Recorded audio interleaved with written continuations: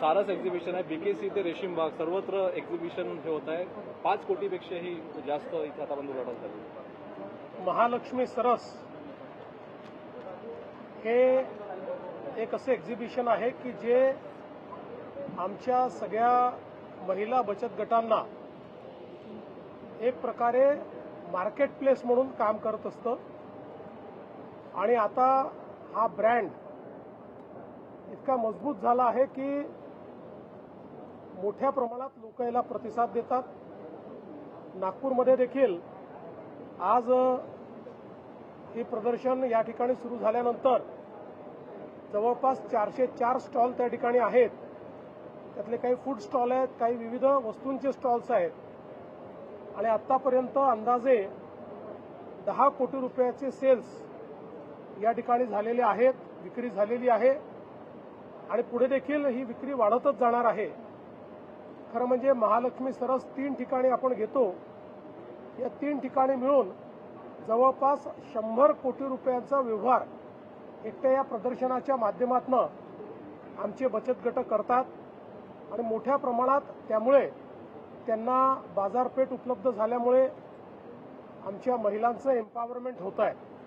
आज खरं म्हणजे ग्रामविकास विभागाच्या माध्यमातून मोठ्या प्रमाणात आपल्याला कल्पना आहे की महिला सशक्तीकरणाच्या योजना आपण त्या ठिकाणी करतो आणि त्या माध्यमातून आज महिला या आपल्या एकूण अर्थव्यवस्थेचं चाक म्हणून काम करू लागलेल्या आहेत.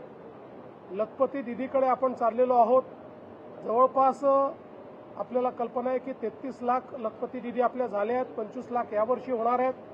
1 कोटी लखपती दीदी आपण करणार आहोत आणि त्या माध्यमातून अतिशय उत्तम अशा प्रकारचे काम या ठिकाणी होणार आहे.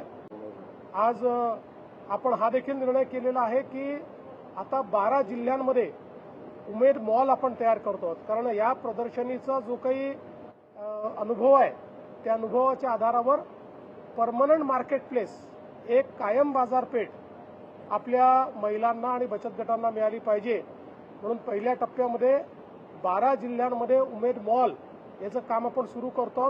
टप्प्याटप्प्यानं 36ही जिल्ह्यांमध्ये उमेद मॉल आपण तयार करून आमच्या महिलांना त्या ठिकाणी पूर्णपणे मदत करणार आहोत. आदिवासी बहुल भागामध्ये मोठ्या प्रमाणामध्ये त्यांच्याकडे कौशल्य असतं पण त्यांना प्लॅटफॉर्म मिळत नाही. मला असं वाटतं की आपल्या या ज्या सगळ्या योजना आहेत त्या योजनाच या प्रकारच्या आहेत की कौशल्य वृद्धिंगत करायचं, त्यातनं वस्तू तयार करायच्या, त्याला ब्रँडिंग करायचं, त्याचं मार्केटिंग करायचं, जेणेकरून त्यांच्याकरता उदरनिर्वाहाचं ते साधन झालं पाहिजे. हा आपला प्रयत्न. एक प्रोजेक्ट ड्रीम आणि ज्ञानरथांचं देखील तुम्ही लोकार्पण केलेलं आहे. मला असं वाटतं की नागपूर जिल्हा परिषदेने अतिशय चांगला उपक्रम हातामध्ये घेतलेला आहे. ही पहिल्यांदा जी बस मी या ठिकाणी जिचं उद्घाटन केलं आहे की लाईव्ह AI लॅबसारखी ही वेगवेगळ्या शाळांमध्ये जाईल. त्या ठिकाणी व्हर्च्युअल रिअलिटी आणि AI या दोघांचा उपयोग कसा आहे तो शिकता येईल. यासोबत 3D प्रिंटिंग देखील त्याच्यामध्ये आहे. त्यामुळे ज्या आधुनिकतम टेक्निक्स आहेत, टेक्नॉलॉजीज आहेत त्या शाळापर्यंत पोहोचवण्याचा प्रयत्न आहे. आणि विशेषतः आता पालकमंत्री महोदयांनी देखील सांगितलं की अशा प्रकारच्या चांगल्या अनेक बसेस तयार करण्याचा या ठिकाणी त्यांचा मानस आहे.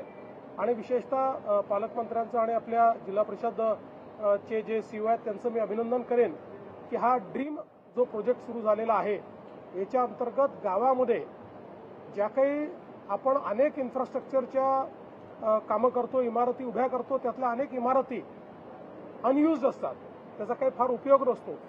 अशा इमारती शोधून त्या इमारतींमध्ये लायब्ररी सुरू करायची, वाचनालय सुरू करायचं. गाव तिथे वाचनालयाचा कॉन्सेप्ट अतिशय चांगला आहे. सुंदर लायब्ररी सुरू होत आहेत, प्रचंड प्रतिसाद मिळतोय आणि सगळ्यात महत्वाचं कमीत कमी गुंतवणुकीमध्ये प्रत्येक गावात लायब्ररीच्या माध्यमातून पुस्तकं आणि ज्ञान आणि त्यासोबत कम्प्युटर्स देखील पोहोचून राहिले. आणखी 2 महिला समोर आलेल्या आहेत, त्यांनी देखील पोलीस तक्रार केल्याची माहिती आहे.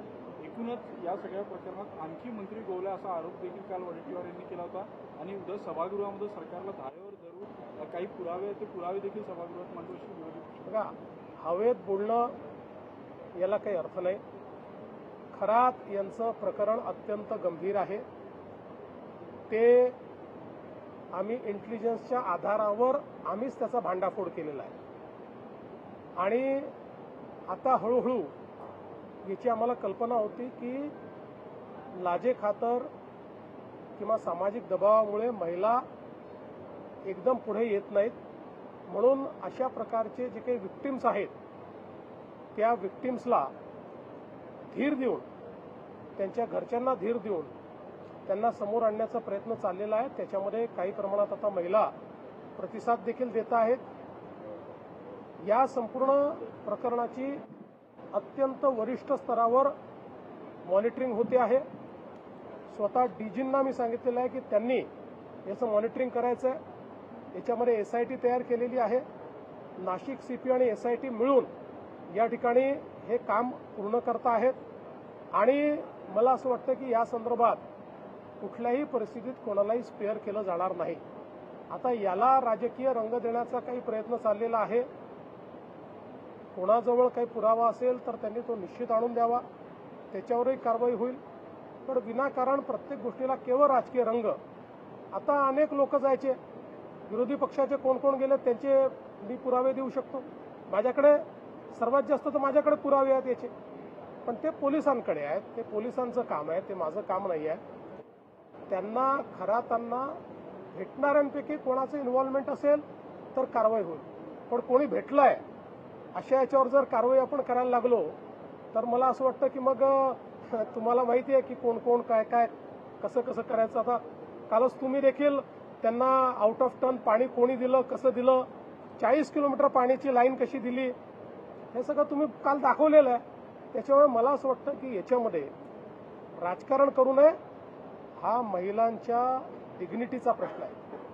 अशा प्रकारे आपल्या तथाकथित शक्तींचा उपयोग करून महिलांना भरीस पाडणं यापेक्षा वाईट गुन्हा असू शकत नाही.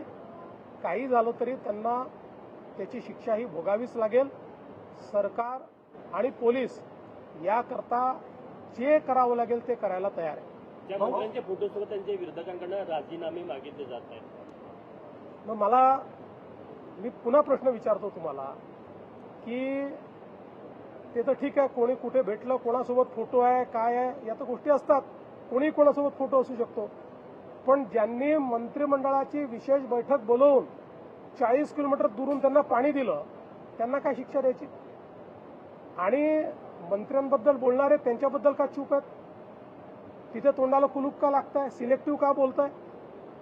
त्यामुळे काहींना केवळ राजकारण, आम्हाला राजकारणात इंटरेस्ट नाही आहे. आम्हाला महिलांच्या डिग्निटीमध्ये इंटरेस्ट आहे.